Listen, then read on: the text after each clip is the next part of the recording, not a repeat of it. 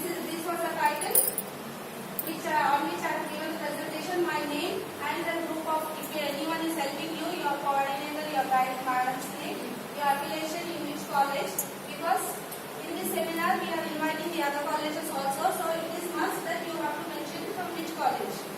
Okay, address, and if you have any email ID, everything. Next slide please. These are the contents. Generally, like in the textbook, we have the chapter and in that the contents, everything. You have to follow the same thing. Contents includes introduction, general introduction. What is the title and about the title introduction. Then comes the experimental section. If you all have done any dissertation work, so it is also related to your dissertation work. Third years. Experiment, then the results. Once you carry out the experiment, then you have to give it in a format type. Results, conclusion, everything. And final, the conclusion. Next slide, ma'am. This is it. I have already given the topic as a global warming. So this will be helpful for some of the students who want to give the lecture on the global warming. First, what are the main problems encountered with the global warming? Main, highlight only point wise, highlight. Just write, then on that you can go on describing, because time schedule is also you need to manage the time. So just don't write the sentences and make 20-30 slides. You have only 20 minutes, 5 to 6 slides is enough. Just write the subtopics and then you can elaborate according to that. Just it's my causes. It's classified into two: natural and anthropogenic. What is natural? You describe. Then what is anthropogenic? For that you have to prepare. You have to study the subject. Then what is natural? One word from the nature. Nature causing pollutions. Anthropogenic, man-made pollution, just like the plastic, everything. Then effects. What are with these global warming? What are the effects? Those are the effects. Then later on you can describe individually. Next slide. This is the purpose of this project. Why you have chosen that particular topic to speak on for seminar. So, what is the reason of this project? Why are you specifying on the global warming? Because natural resources are exhausting. So now there is a need to be stand up for the global warming. Take an action against that. So these are the things. Methane production is more. Carbon dioxide, next comes the carbon dioxide, next comes the other greenhouses. So for that we are considering this to be the primary current topic to be discussed. Next slide. These are the silent features. I have in my research topic I have used a particular reforming system, in which I think I can control the global pollution gases, greenhouse gases to some extent. That particular process, when subject to the industrial level, this is laboratory level. This laboratory batch scale, అంటే మనం ఇంట్లో మా kitchen లో వండుకున్నదే ఒక kitchen లో మనం ఇంట్లో ఫ్యామిలీకి ఎంత 5 వండుకుంటాం, కానీ అదే క్వాంటిటీ, అదే ప్రపోర్షన్, అదే ఏమంటారు కెమికల్స్ కానీ లేకపోతే ఏమంటారు కెమికల్స్, ఉప్పు, కారాలు ఇవన్నీ కూడా ఇంతమందికి వండితే ఏమవుతుంది? అది పైలట్ ప్లాంట్ అవుతుంది. ఇంకా కొన్ని వేల మందికి వండితే అది ఇండస్ట్రీ లెవెల్ అవుతుంది. అంటే మనం కిచెన్ లో చేసిందాన్ని ప్రపోర్షనేట్ గా పెంచుకుంటూ వెళ్తే ఇండస్ట్రీ లెవెల్లో మనకు రిలీజ్ అయ్యే గ్యాసెస్ కి వీళ్ళు ఇంప్లిమెంట్ చేయాలి.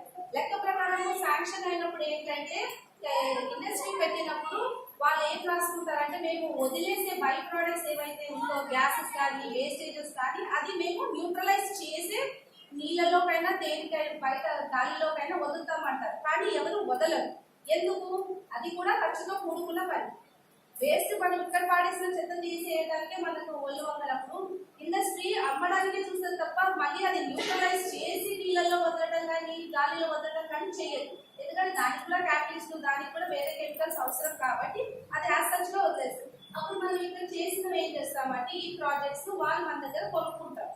వీటిని మనం పేటెంట్ చేస్తాం అన్నమాట. పేటెంట్ అంటే ఇది నేను చేసినదే రియాక్షన్ కాబట్టి ఎవరికైనా కావాలంటే వాళ్ళు నాకు నా ఇన్స్టిట్యూషన్ కి మనీ పే చేసే కొనుక్కుంటారు. ఆ ఫార్ములా కొనుక్కొని వాళ్ళ ఇండస్ట్రీకి సబ్జెక్ట్ చేసుకోవాలి. సో ఇది నా ల్యాబ్ లో నేను చేసిన రిజల్ట్. నేను ఆ మెథడ్ ఎందుకు యూజ్ చేశాను అనడానికి ఇవి అన్నమాట కారణాలు. మీరు ఇప్పుడు ఏం మాట్లాడుతున్నారు, ఎందుకు మాట్లాడుతున్నారు అన్నదానికి మీరు రీజనింగ్ చెప్పాలి. ఈ పాయింట్స్ ఉన్నాయి కాబట్టి నేను ఆ టాపిక్ సెలెక్ట్ చేసుకున్నాను అని సెలెక్ట్ చేశాను.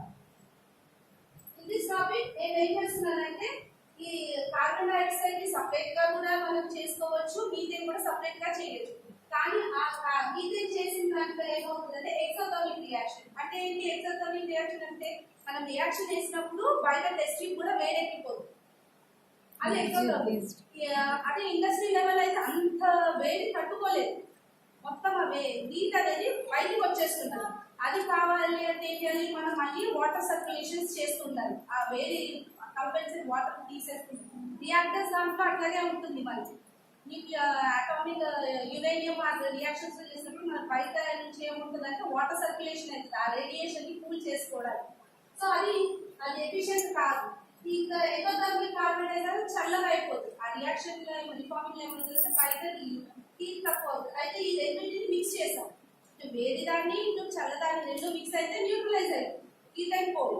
సో ఆ రియాక్షన్స్ యొక్క ఇంపార్టెన్స్ చెప్తూ సైలెంట్ ఫీచర్స్ చేసాం. ఆ వచ్చిన ప్రోడక్ట్స్ ని మనం సింథసిస్ చేస్తున్నాం అన్నమాట.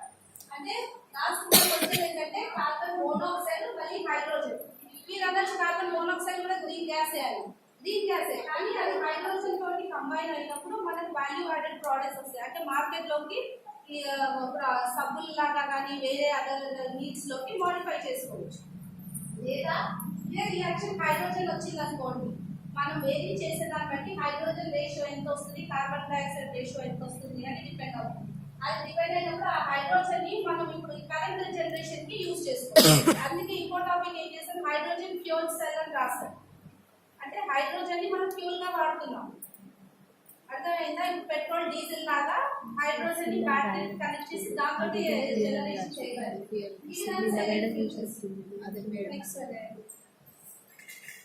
ఇది జనరల్ ఇప్పుడు మీకు చెప్పాను కదా, ఒకటి మీథేన్ తో కూడా రియాక్షన్ చేయొచ్చు, కానీ అది ఎక్సోథర్మిక్ అవుతుంది.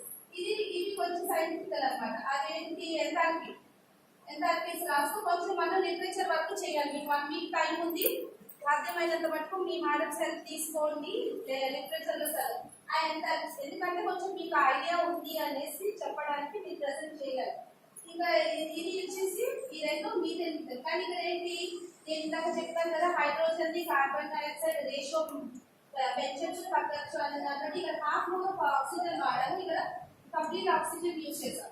సో యూజ్ చేసినప్పుడు అక్కడ మన ప్రోడక్ట్స్ లో మీకు తేడా వస్తుంది. చూసారా, పైన దాంట్లో హాఫ్ మోల్ యూజ్ చేసినప్పుడు కార్బన్ మోనాక్సైడ్ వస్తుంది, ఫుల్ గా యూజ్ చేసినప్పుడు కార్బన్ డైఆక్సైడ్ వస్తుంది. ప్లస్ అల్టిమేట్లీ ఇక్కడ ఈ రెండింటిని ఏమంటారంటే సింగ్యాస్ అంటారు రేషియో, కానీ ఇక్కడ మనకి అల్టిమేట్లీ ఇక్కడ వాటర్ వస్తుంది. కానీ ఈ రెండు ఎక్సోథర్మిక్, ఎక్సోథర్మిక్ అన్నప్పుడు మైనస్, ఎండోథర్మిక్ అన్నప్పుడు ప్లస్ వస్తుంది. కెమిస్ట్రీ స్టూడెంట్స్ కి ఆల్రెడీ ఐడియా ఉంటుంది. ఇప్పుడు ఇది ఆల్రెడీ రియాక్షన్ టెంపరేచర్స్. ఇదేంటంటే ఇంతకు ముందు ఈ రియాక్షన్ మీద చేసిన వాళ్ళు రిపోర్ట్ చేసింది. ఓకేనా, మన టెక్స్ట్ బుక్ లో ఒక్కొక్క ఆథర్ ఒక్కోలాగా రాస్తే మనం అంతా కంపైల్ చేసుకొని కదా మనం రన్నింగ్ నోట్స్ ప్రిపేర్ చేస్తాం. ఇది అంటే రన్నింగ్ నోట్స్ ఎవరెవరు ఏమేమి చేశారు, ఏ టెంపరేచర్ లో చేశారు, ఏ జర్నల్ లో పబ్లిష్ చేశారు. జర్నల్స్ అంటే ఏంటంటే సైన్స్ మ్యాగజైన్స్, సార్ మార్నింగ్ అన్నారు కదా, మ్యాగజైన్స్ సైన్స్ జర్నల్స్ లో ఇవి ఈ రియాక్షన్స్ ఏంటంటే ఈ 1, 3 అంటే 1, 3 ఈ 700 to 850 దగ్గర టెంపరేచర్ లో కానీ అవి మనకు కావాల్సిన ప్రోడక్ట్ రాదండి. నెక్స్ట్ స్లైడ్, అది అట్లా చూపించుకోవాలి కొంచెం. ఇదంతా జనరల్ ఇంట్రడక్షన్ లో వస్తుంది. నెక్స్ట్ స్లైడ్, ఇది ఆల్రెడీ ఈక్విలిబ్రియం, ఎక్కడ మనకు ఆ పాసిబిలిటీ ఉంటుంది. ఇది ఒక గ్రాఫ్ ప్రెజెంటేషన్. ఇందాక మనం చేసిన టెంపరేచర్స్ ఉన్నాయి కదా, ఆ టెంపరేచర్స్ దగ్గర ఇది ఇక్కడ ఈక్విలిబ్రియం అంటే ఇక్కడ 100% వస్తుంది అన్నట్టు. ఈక్విలిబ్రియం గ్లీసింగ్ ఏంటంటే 100%.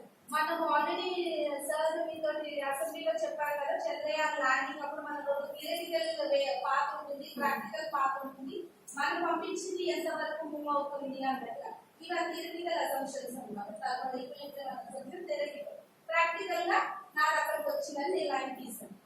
నెక్స్ట్ నా టెంపరేచర్ అక్కడ రావాలి, ఇవన్నీ కూడా అదే. Next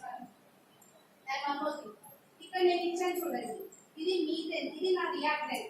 Methane plus carbon dioxide plus oxygen in the ratio of 1:0.8:0.1. అది డిఫరెంట్ రేషియోస్ లో నేను స్టడీ చేశాను. ఒకటి కాదు, ఒకటి 1:0.8:0.1. నాకు తెలియదు ఏది 100% వస్తుందో.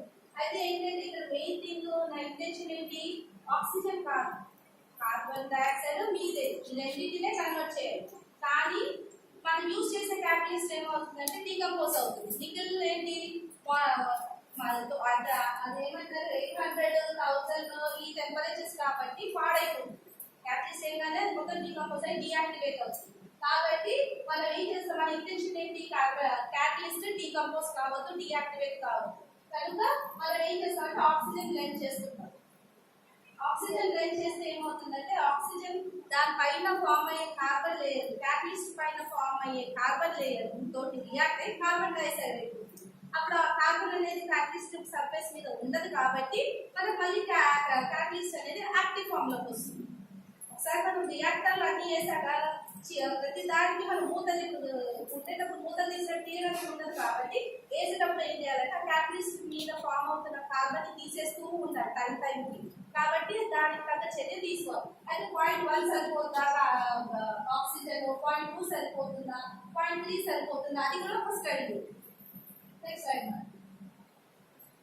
ఇవన్నీ కూడా వేరే వేరే క్యాటలిస్ట్. ఇక్కడ మీరు చూడొచ్చు, ఇక్కడ నికెల్ మాక్సిమం నికెల్ యూజ్ చేస్తాం. ఎందుకు నికెల్ యూజ్ చేస్తాము, మన ఇంటెన్షన్ ఏంటి, మనం చేసే ప్రాజెక్ట్ ఇండస్ట్రియల్ అప్లికేషన్ ఉండాలి. ఇండస్ట్రీలో మనం చేయొచ్చు. ఇప్పుడు ప్లాటినం ఇక్కడ యూజ్ చేశారు కదండి, ప్లాటినం ఆన్ జిర్కోనియం లేదా platinum on zirconium with aluminium, ఇవి యూజ్ చేయొచ్చు. కానీ ప్లాటినం, గోల్డ్, కాపర్, సిల్వర్ చాలా ఎక్స్పెన్సివ్. అందులో డియాక్టివేషన్ తక్కువ ఉంటుంది కానీ అంత కాస్ట్లీ వాళ్ళు పెట్టరు. మీకు ఆల్రెడీ ముందు చెప్పారు ఏంటి, ఇండస్ట్రీ అసలు అది న్యూట్రలైజ్ చేసి ఆ ఎఫ్లూయెన్స్ బయటికి వదలాలి కానీ కాస్ట్తో కూడుకుంది కాబట్టి చేయరు. అయితే మనం చేసే ప్రతి రియాక్షన్ ఎట్లా ఉండాలంటే ఇండస్ట్రీ తీసుకునేటట్టు ఉండాలంటే ఆ క్యాటలిస్ట్ ఖర్చు కూడా తగ్గించాలి. ఇంత దానికి మనం ఇంత తీసుకున్నప్పుడు ఇండస్ట్రీ లెవెల్ అంత బల్క్లో కావాలంటే ఎక్కువ క్యాటలిస్ట్ చేయాలి. అంత ఖర్చు పట్టుకోలేరు కాబట్టి మనం తక్కువ కాస్ట్లో ఉన్న క్యాటలిస్ట్ సెలెక్ట్ చేసుకోవాలి. దానికి తగ్గ మార్పులు క్యాటలిస్ట్ లో మనం ప్రిపేర్ చేసుకోవాలి. అందుకని నికెల్ చాలా మటుకు యూజ్ చేశారు. నికెల్ కూడా ఏంటంటే ఇవి డిఫరెంట్ టైప్స్ ఆఫ్ మెథడ్స్ అన్నమాట. ఫిక్స్డ్ బెడ్, ఫ్లూయిడైజ్ మెథడ్, ఇవి different types of beds. Beds అంటే ఏంటంటే మనము డైరెక్ట్ గా వేసినప్పుడు ఫస్ట్ ఒకటి వేసి సిలికా బీడ్స్ ఏవో వేసి దాని మీద క్వార్ట్స్ దూది పెట్టి దాని మీద క్యాటలిస్ట్ వేసి, ఎందుకంటే బీడ్స్ మీద వేస్తే క్యాటలిస్ట్ ఇంకా లెవెల్ గా ఉంటుంది కదా, అక్కడక్కడ ఉండిపోతుంది. అందుకే బెడ్ లాగా క్వార్ట్స్ ఉన్నట్టు కాటన్ లాగా ఉంటుంది. ఆ కాటన్ పెడతారు. ఆ కాటన్ అంటే క్వార్ట్స్ ఉన్నట్టారు. అది హై టెంపరేచర్స్ కి తట్టుకునేది. అది పెట్టి ఆ ముది లాంటి మీద క్యాటలిస్ట్ చేస్తారు. తర్వాత పై నుంచి గ్యాసెస్ పంపిస్తారు.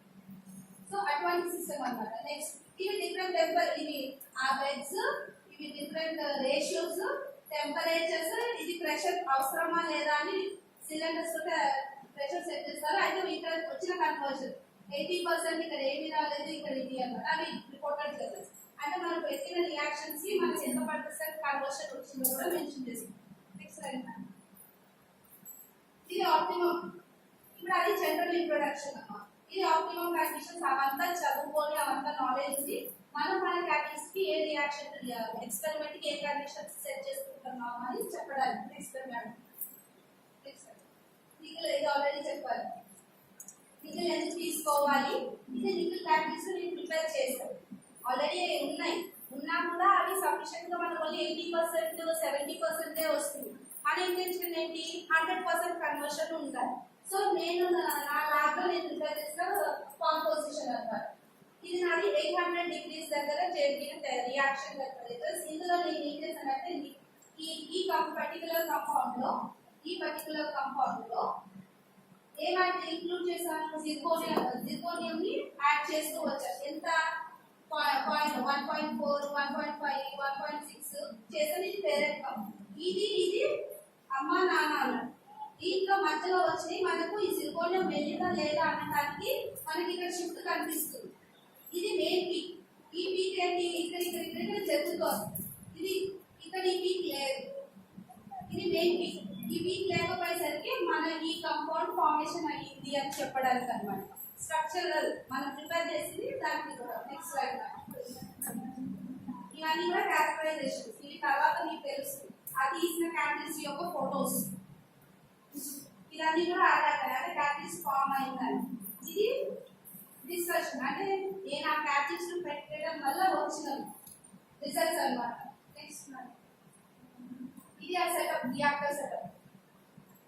మనం ఒకసారి బ్యాక్ మేము ఇక్కడ ఇది రియాక్టర్ ఇక్కడ నోట్ చేస్తాం. ఈ రియాక్టర్ లోకి గ్యాసెస్, ఎందుకంటే అది కార్సినోజెనిక్ గ్యాసెస్ కదా, carbon monoxide, carbon dioxide, methane highly carcinogenic కాబట్టి వదలదు. ఇటువంటి ఇన్స్ట్రుమెంట్ రియాక్టర్లలో ఫీల్ చేస్తాం. క్యాటలిస్ట్ అవన్నీ లోడ్ చేసి టైం సెట్ చేసి 1 అవర్ కి రీడింగ్ నోట్ చేస్తూ ఉంటాం. 1 అవర్ కి దాన్ని బట్టి గ్రాఫ్ ఇస్తాం. నెక్స్ట్ మ్యామ్ అది గ్రాఫ్ 1 అవర్. ఇప్పుడు మీకు ఇక్కడ టైం స్టడీ కూడా ఇంపార్టెంట్. ఎన్ని అవర్స్ వచ్చింది, ఒక్కసారి వేసిన క్యాటలిస్ట్, ఇప్పుడు మనం అనుకుంటాం కదా ఒక్కసారి ఇచ్చిన టాబ్లెట్ సిక్ ఉన్నా ఎన్ని గంటలకు ఒక్కసారి పనిచేస్తుంది, తర్వాత ఎన్ని గంటలకు ఇవ్వాలి. ఇప్పుడు మనం 100 mg వేసాం అనుకోండి, అది ఎన్ని గంటల దాకా డీయాక్టివేషన్ లేదు అట్లా. ఇది ఇప్పుడు ఈ క్యాటలిస్ట్ వేసాం